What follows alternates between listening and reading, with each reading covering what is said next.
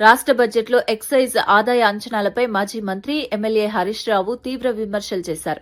2024-25 ఆర్థిక సంవత్సరంలో 34,603 కోట్ల ఎక్సైజ్ ఆదాయం వచ్చిందని బడ్జెట్ బుక్కులో పేర్కొనగా 2026-27లో అది 46,941 కోట్లకు చేరుతుందని చెప్పడంపై సందేహాలు వ్యక్తం చేశారు.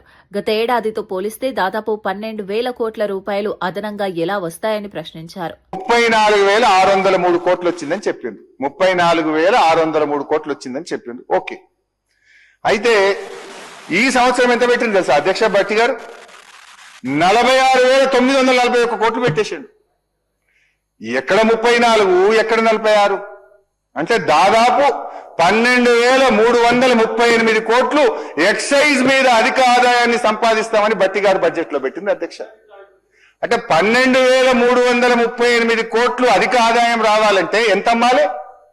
రెగ్యులర్ గా అమ్మే ఎక్సైజ్ కంటే ఇంకో 25,000 కోట్ల మందు ఎక్కువ అమ్మితే నీకు 12,000 కోట్ల ఆదాయం వస్తుంది. అంటే 25,000 కోట్ల రూపాయల మందు ఇంకెక్కువ అమ్మాలంటే గల్లీ గల్లీకి బెల్ట్ షాపు, గ్రామ గ్రామానికి బార్ షాపులు పెడతారా అధ్యక్ష? అంటే ఈ రాష్ట్రాన్ని తాగుబోతున్న తెలంగాణ చేస్తారా? ఏం చేయదలుచుకున్నారు ఈ రాష్ట్రాన్ని మీరు?